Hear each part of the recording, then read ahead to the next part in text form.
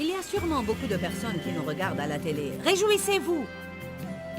Peut-être que la meilleure chose que vous avez besoin d'entendre ce soir est « Laissez-vous vivre ». Arrêtez de faire toute une montagne de toutes petites choses qui se passent. Arrêtez de faire tout un drame des petites choses. Arrêtez de faire toute une histoire de toutes petites choses qui se passent. Apprenez à laisser passer certaines choses. Vous savez ce que je disais pendant les 2 dernières années? Choisissez vos batailles. Restez avec nous dans Jouissez de votre vie.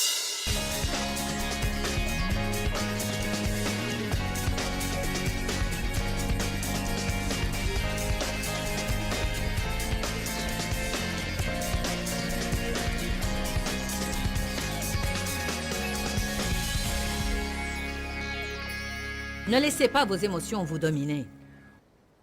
Autrement, vous le regretterez toute votre vie. Vous vivrez dans le regret toute votre vie. Allez au psaume 94, verset 12. Il rafraîchit et restaure mon âme. Béni, bienheureux et enviable, l'homme que tu disciplines et tu instruis, ô Seigneur, et que tu enseignes par ta loi. Dieu nous discipline et nous enseigne. Verset 13. Pour lui donner la force de rester calme au jour du malheur, jusqu'à ce que la fosse inévitable soit creusée pour le méchant. J'aime ces écritures parce qu'elles disent que Dieu va continuer à me discipliner et à m'instruire jusqu'à ce qu'il m'enseigne finalement à rester calme dans l'adversité. Notre puissance s'avère inutile si nous ne savons pas comment. La puissance que nous avons en tant que croyants s'avère inutile si nous ignorons comment rester calme dans l'adversité. S'il suffit que le diable me cause un problème pour que je perde ma paix, alors je serai une pagaille émotionnelle toute ma vie. Qui sait que le diable ne manquera jamais de ruse pour essayer de nous battre? Nous pouvons recevoir un coup de fil et « Ah !» C'est pourquoi il est écrit dans Matthieu chapitre 6, « Ne vous inquiétez pas du lendemain, car à chaque jour suffit sa peine. » Matthieu 6, 34, « Ne pensez pas à et ne vous inquiétez pas du lendemain, car à chaque jour suffit sa peine. » La stabilité est très importante. Je veux fréquenter, je veux sortir et avoir des relations avec des gens stables. Je n'aime vraiment pas être entouré de personnes quand on ne sait jamais quand ils vont s'emporter. Ou quand on ne sait jamais quand ils vont arriver. Car les gens émotifs disent « Vous pouvez compter sur moi, je serai là-bas. » Mais s'ils se réveillent et n'ont pas envie de venir, ils ne viennent pas. Les gens émotifs, si tout ne va pas comme ils veulent, ils se mettent en colère, se fâchent et s'énervent. Je n'aime pas être entouré par de telles personnes. Ça m'énerve et me tracasse d'être. Je veux dire, je veux la stabilité dans ma vie. Amen? Je ne veux pas être énervé des gens tout le temps. Vous m'entendez bien ce soir? Non seulement je ne veux pas être entouré par de telles personnes, mais tout d'abord et avant tout, je dois m'assurer que je ne suis pas comme elles. Malheureusement, pour plusieurs années de ma vie, j'ai été comme ça. Dans les premières années de notre mariage, Dave ne savait jamais ce que j'allais faire. Après que j'ai commencé mon cheminement avec Dieu et que j'ai commencé à changer, ce qui a pris quelques années, il m'a dit, je me souviens quand je conduisais ma voiture la nuit sur l'autoroute en rentrant de mon travail. Et il a dit, je me souviens que je pensais, je me demande dans quel état elle va être ce soir. Ça a l'air très amusant maintenant, mais croyez-moi, ça ne l'était pas du tout à l'époque. Je me demande dans quel état elle va être. Mon état dépendait de ce qui s'était passé au cours de la journée. Je n'ai jamais vécu un jour où tout s'est passé exactement comme je le voulais. Alors par conséquent, je n'ai jamais vraiment vécu de bons jours. Vous me comprenez ce soir? Nos émotions ont besoin d'être restaurées. J'avais besoin d'une restauration totale, mais parfois nous avons besoin d'un rafraîchissement émotionnel. Parfois, il y a des jours qui m'exténuent et m'épuisent émotionnellement. Parfois, je me trouve face à certaines situations et circonstances, et à la fin de la journée, je me sens...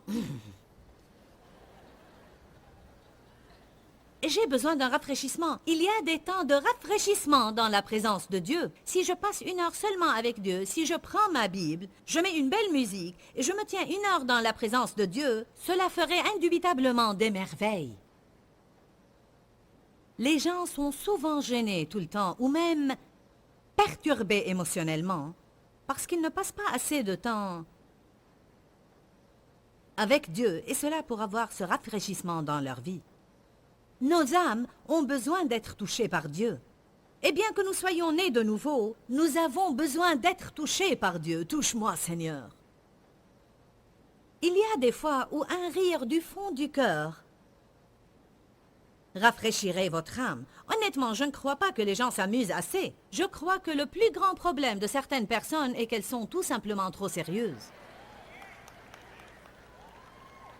J'étais comme ça pendant des années. Je préférais toujours être sérieuse. Sérieuse. Dave était toujours du genre qui devait jouir de tout ce qu'il faisait. J'étais vivante, mais je ne jouissais pas de ma vie. Je m'occupais de mes responsabilités. Et je voulais qu'il arrête de s'amuser. Et qu'il soit responsable. Allez maintenant, y a-t-il entre nous quelqu'un de trop sérieux? Vous êtes comme... Amen. Peut-être vous n'avez pas tous besoin de ça, mais je vais le dire pour que vous jouissiez de votre vie. Il y a sûrement beaucoup de personnes qui nous regardent à la télé. Réjouissez-vous! Peut-être que la meilleure chose que vous avez besoin d'entendre ce soir est « Laissez-vous vivre ». Arrêtez de faire toute une montagne de toutes petites choses qui se passent. Arrêtez de faire tout un drame des petites choses. Arrêtez de faire toute une histoire de toutes petites choses qui se passent. Apprenez à laisser passer certaines choses. Vous savez ce que je disais pendant les 2 dernières années? Choisissez vos batailles. Il y a assez de choses que nous devons traiter et nous ne pouvons pas faire tout un drame de toutes petites choses. Alors choisissez vos batailles. Il y a certaines choses que vous devez laisser passer et d'autres pas. Dave était décidé à jouir de sa vie, quoi qu'il fasse, et... Peut-être vous m'avez entendu partager cela avant, mais ça m'est revenu à cœur ce soir. Je me souviens très bien quand nos enfants étaient petits. Nous avions déjà 3 enfants quand j'ai commencé à marcher avec Dieu. J'ai 4 enfants maintenant, mais j'avais 3 quand, en 76, je fus rempli du Saint-Esprit. Et même avant cela... Dave m'accompagnait toujours à certains endroits. Il m'accompagnait par exemple à l'épicerie. Et pendant des années, Dave travaillait alors que je restais à la maison pour prendre soin des enfants. Et la meilleure chose que je faisais était d'aller à l'épicerie toutes les 2 semaines. Et c'était comme « Merci Seigneur, je suis enfin sortie ». Est-ce que quelqu'un sait ce qu'on peut ressentir? Oh, enfin! J'avais l'habitude d'aller beaucoup aux toilettes pour...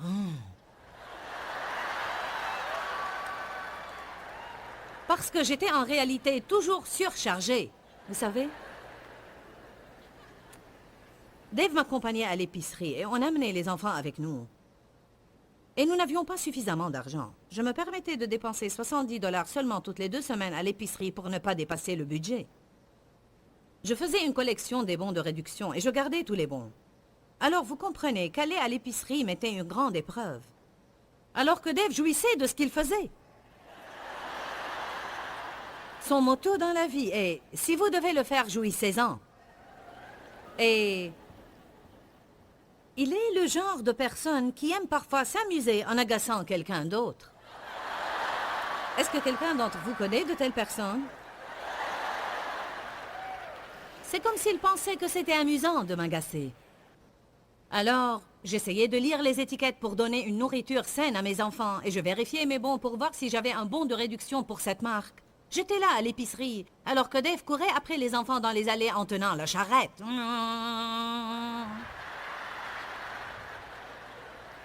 Et puisqu'il mesure 2,10 m et il est évidemment plus grand que moi, il se dirigeait vers une autre allée et me lançait certaines choses par-dessus les rayons.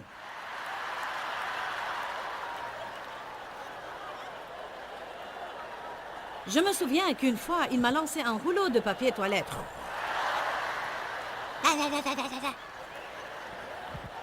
Alors que lui se tenait là à me regarder en riant et riant. Et parfois, il me donnait de petits coups avec la charrette et je lui disais « Arrête Dave, arrête, arrête, arrête !» Il faut que vous imaginiez cette scène. Je tiens mes bons d'achat, je suis sérieuse, fatiguée et esquintée. Nous avons nos 3 enfants, il court après eux en croyant que tout cela est amusant alors que je suis sur le point de perdre la raison. Déjà, je n'en avais pas trop pour commencer. Je me souviens que je lui ai dit une fois à l'épicerie, « Peux-tu arrêter ça? Sortir avec toi, c'est comme sortir avec un enfant. Arrête tout cela. Ne fais pas l'enfant, sois sérieux. Il a dit, oh Joyce, j'essaie simplement de m'amuser un peu. J'ai dit, je ne suis pas venu ici pour m'amuser. Ce n'est pas pour cette raison que je suis là. Je suis venu pour acheter ces marchandises, les amener à la maison et les mettre dans le placard.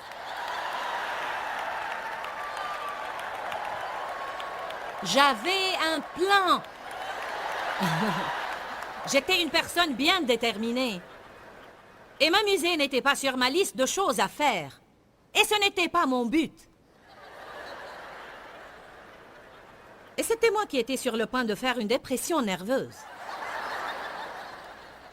Et c'était moi qui courais tout le temps chez le médecin avec toutes ces maladies que personne ne pouvait diagnostiquer. Et les médecins me disaient toujours, « Madame, ce n'est que le stress. » Et je disais, « Ce n'est pas le stress. » Ne me dites pas que je vous paye tout cet argent pour que vous me disiez que je suis stressée. C'est vous qui me soumettez au stress en me disant que je suis stressée. Vous êtes en train de rire parce que vous identifiez les symptômes.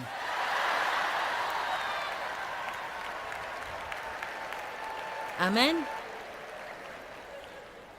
En fait, je vous dis que parfois, nos problèmes ne sont pas aussi grands que nous les rendons nous-mêmes.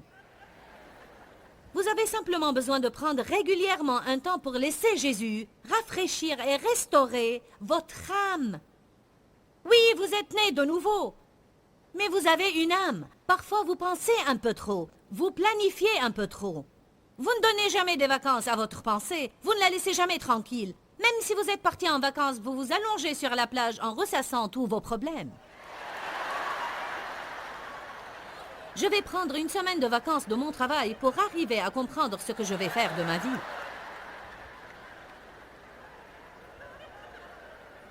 Allez à Matthieu 11.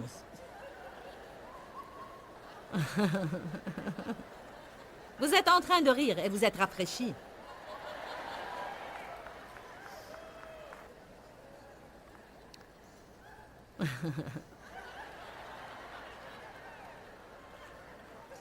Certaines choses que nous faisons sont très stupides. Dave est tellement logique, il m'exaspérait et je restais exaspérée parfois pendant des jours et je ne lui parlais pas. Et cela me donnait mal à la tête, mal aux os et mal au cou et je me mettais en colère contre lui. J'étais misérable alors que lui jouait avec les enfants et leur permettait de lui mettre des bigoudis dans les cheveux. Alors que moi, je ne leur permettais pas de toucher à mes cheveux, encore moins y mettre des bigoudis. Parce qu'il fallait que je sois tirée à 4 épingles et il fallait que la maison reste propre.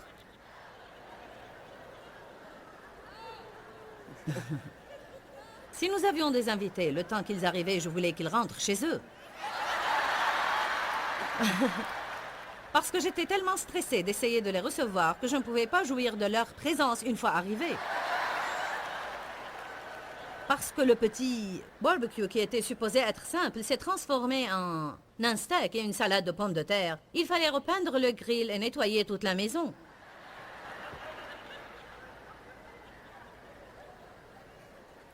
Car si la vie est compliquée, vous n'en jouissez pas. Alors il faut apprendre à garder les choses assez simples, ce qui n'est pas facile dans notre société.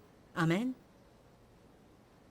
Jésus a dit dans Matthieu 11, 28, « Venez à moi, vous tous qui êtes fatigués, chargés et surchargés, et je vous donnerai du repos. » Oh, cela n'est-il pas bon à entendre? À mon avis, il ne parlait pas vraiment de s'allonger sur un canapé et de se reposer physiquement, mais il parlait du repos dans l'âme. Il parlait d'un rafraîchissement et d'une restauration dans votre âme de telle manière que vous en avez marre de penser et penser et penser tout le temps à une même situation que vous ne pouvez pas résoudre de toute façon. Quand vous recevez un rafraîchissement émotionnel, tout le monde a besoin de cela. Certains disent « Bien, je ne peux pas faire cela, j'ai beaucoup de choses à faire. » Je crois que toute personne a vraiment besoin, à la fin d'une journée de travail, vous avez besoin de prendre quelque temps, 30 minutes, 20 minutes, 1 heure si c'est possible, pour vous asseoir quelque part. Vous avez besoin de faire un petit somme rafraîchissant pendant 10 minutes. Vous avez besoin de respirer. Vous avez besoin de prier pour 10 minutes. Vous avez besoin d'aller quelque part et de vous calmer et de laisser votre âme se calmer. Nous manquons de calme dans nos âmes. Que quelqu'un crie Alléluia. Écoutez ce que la Bible amplifiée dit. Je calmerai, tranquilliserai et rafraîchirai vos âmes. Prenez mon joug sur vous et apprenez de moi, car je suis doux, tendre et humble. Je suis modeste de cœur. Il y a un message très profond là. Il faut dire de l'humilité qu'elle dépend du domaine de notre volonté et de comment nous voulons ce que nous voulons. Et nous passons beaucoup de temps à essayer de nous éloigner de tout ce que nous ne voulons pas. Et pourtant, si vous étudiez le mot humble, il dit « Je suis humble, doux et modeste ». Les personnes douces n'essayent pas toujours de faire réussir tout dans leur vie. Elles confient à Dieu le soin de faire cela.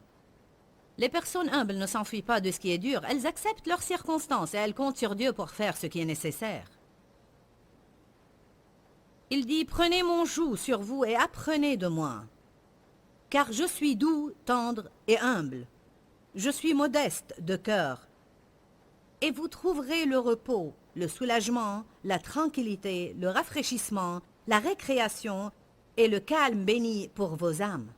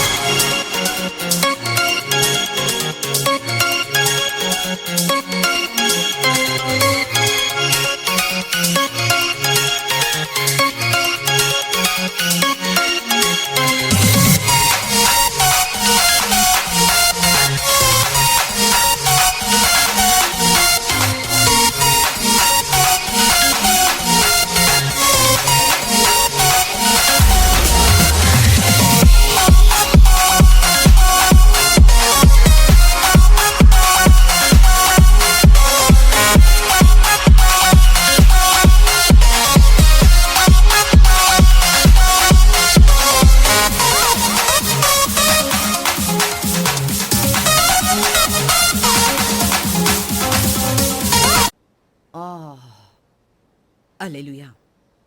En fait, il dit, si vous voulez dire cela d'une façon plus moderne, venez à moi et laissez-moi donner des vacances à votre âme. Je ne sais pas combien d'entre vous connaissent bien Joel Osteen et l'église de Lakewood. Peut-être vous avez vu Joel à la télé. Et c'est un homme de Dieu vraiment précieux. Et c'est phénoménal ce que Dieu a fait à Lakewood, même depuis que le pasteur John est parti pour rejoindre le Seigneur. Et c'était vraiment impressionnant. Je veux dire, son ministère a doublé ou même triplé. Et pourtant, quand vous êtes en présence du pasteur Joel, vous remarquez qu'il est accommodant et calme, et rien ne semble pouvoir l'énerver ou le déranger. Il passe beaucoup de temps avec Dieu et il garde l'équilibre dans la vie. Oui, une partie de ça est due à sa personnalité gratifiée par Dieu, mais une autre partie doit venir d'une décision. Vous savez, vous pouvez être un pasteur servant une grande église, ou vous pouvez diriger un grand ministère, vous pouvez avoir un métier dur, et vous pouvez faire cela quand votre âme est en vacances.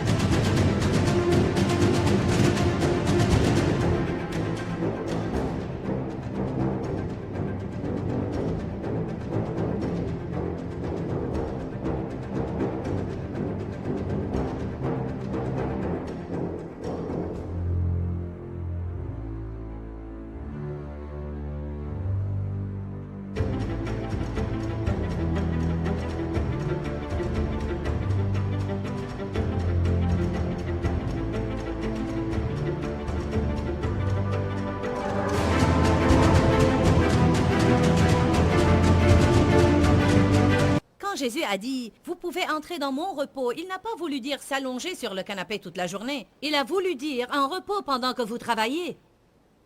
Le repos dont Dieu parle est un repos pendant que vous travaillez. C'est un repos dans le travail et non pas un repos du travail. Les gens qui apprennent comment entrer dans le repos de Dieu peuvent faire 10 fois plus que toute autre personne car ils vont avoir l'énergie de faire cela et non pas être épuisés du stress tout le temps. La chose qui nous épuise n'est pas ce que nous faisons physiquement, c'est ce qui se passe en nous pendant que nous faisons ce que nous faisons physiquement.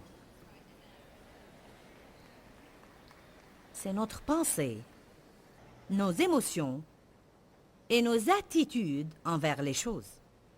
Jésus dit, « Venez à moi. » Nous devons faire cela. Quand vous vous sentez stressé, prenez de petites vacances spirituelles.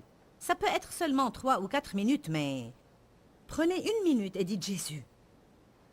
Laissez toute cette frustration drainer quelque part. Dites, j'ai besoin de petites vacances spirituelles. Nos émotions doivent être guéries. Il faut qu'elles soient rendues à leur place, c'est-à-dire le siège arrière dans la prise des décisions. Samson avait de la force, mais sa force a disparu. Vous savez pourquoi? Car il a vu Dalila et a laissé ses émotions le dominer. On se demande combien d'hommes et de femmes ont ruiné des relations et peut-être même ont ruiné leur vie ou y ont causé beaucoup de dégâts pendant plusieurs années parce que, dans un moment d'émotion en feu, éloignez-vous-en. Un homme a dit récemment, il était en train de prêcher à la télé, c'est un pasteur. Il s'adressait aux hommes, il a dit, quand vous êtes au travail et vous voyez cette jolie jeune femme qui ne ressemble pas vraiment à votre épouse qui vous a déjà donné 5 enfants, et cette jolie jeune femme au travail porte une jupe qui est déjà trop courte et un chemisier qui est déjà trop décolleté, et vous sentez ces émotions commencer à... Oh, il a dit, mettez votre bouclier, tournez-vous et éloignez-vous-en. Parfois, la meilleure façon de résister à la tentation est de s'en éloigner. Quand j'étais en train d'apprendre à contrôler ma colère, et je sentais cette colère commencer à monter et à m'envahir, vous pouvez vous-même ressentir la colère avant de l'exprimer. Si vous ne pouvez pas faire autrement, au moins éloignez-vous. Amen. Un de mes enfants a dit l'autre jour qu'il essayait de copier quelque chose sur le télécopieur et ce dernier ne marchait pas. Il avait 3 ou 4 pages à télécopier et il continuait à avoir 12 copies de la page 1. Il est revenu sans copie et il a dit, nous allons les faire sortir dans un autre endroit car si je reste là, je donnerai un coup de poing à cette machine.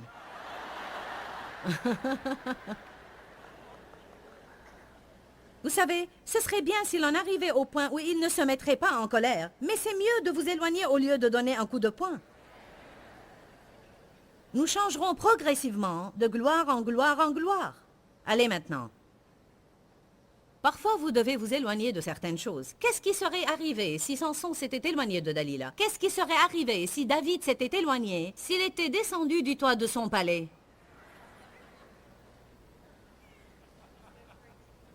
D'abord, la Bible dit que, durant la saison pendant laquelle les rois vont à la bataille, David était en train de se promener sur le toit. Il n'était pas où il était supposé être. Il avait à combattre avec les autres rois et non pas à se promener sur le toit. Et il a vu Bathsheba et sa vie n'était jamais plus la même. Dieu a continué à se servir de lui, mais sa vie n'a plus été la même. Les guerres n'ont pas abandonné sa maison depuis ce temps. Que serait-il arrivé quand il marchait sur le toit s'il avait dit « je ne vais pas faire ça ». Je parle à quelques-uns ce soir. Certains ont trop confiance en eux-mêmes. Vous pensez que vous pouvez jouer au feu sans vous brûler.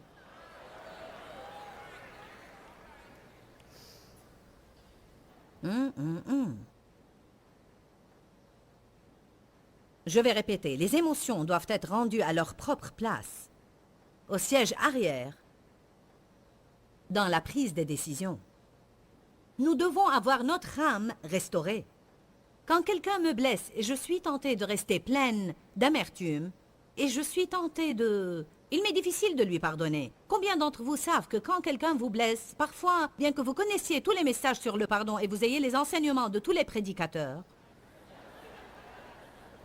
vous avez les livres, vous avez fait des études bibliques, il se peut que vous ayez même prêché ce message. Mais qui sait que quand quelqu'un vous blesse, vous devez confronter cela et vous frayer un chemin et vous devez toujours avoir la grâce de Dieu pour être capable de faire ce que la parole dit. Amen. Nous étions en train de parler de comment le Seigneur, notre berger, restaurera notre âme. Peut-être que vous avez lu cela plusieurs fois et vous ne savez pas vraiment ce que cela veut dire, mais personnellement, je comprends ce que cela veut dire, car j'avais besoin que mon âme soit restaurée. Vous êtes un esprit, vous avez une âme, et vous vivez dans un corps. Mais c'est quoi votre âme? Votre âme est vos pensées, votre volonté, vos émotions, et je vous le dis. Le temps que le diable ait terminé avec moi dans mon enfance, en fait, je ne crois pas vraiment qu'il ait terminé, mais j'ai moi-même mis fin à ses plans. Mes pensées étaient en désordre, mes émotions étaient hors contrôle. J'étais têtue et rebelle et je ne savais certainement pas comment soumettre ma volonté à Dieu. Je peux vous dire maintenant et certifier que le Seigneur a restauré mon âme. Si vous êtes malade dans votre corps, vous prenez du médicament. En fait, la parole de Dieu est un médicament pour nos âmes. Si vous avez des problèmes dans votre intérieur, vos émotions ont besoin d'être touchées par Dieu, vos pensées ont besoin d'être touchées, votre volonté a besoin d'être touchée par Dieu, peut-être vous êtes têtu et rebelle. Laissez la parole de Dieu pénétrer en votre fort intérieur et vous guérir. N'oubliez pas que nous vous aimons. Que Dieu vous bénisse et demeurez dans la parole. Quand, Seigneur, quand? Dans ce livret, Joyce Meyer vous apprend à faire confiance au temps de Dieu. Pour obtenir ce livret gratuitement, écrivez-nous à Joyce Meyer, boîte postale 40095-6300 Larnaca, Chypre. Ou bien visitez notre site web www.joycemeyer.org/fr.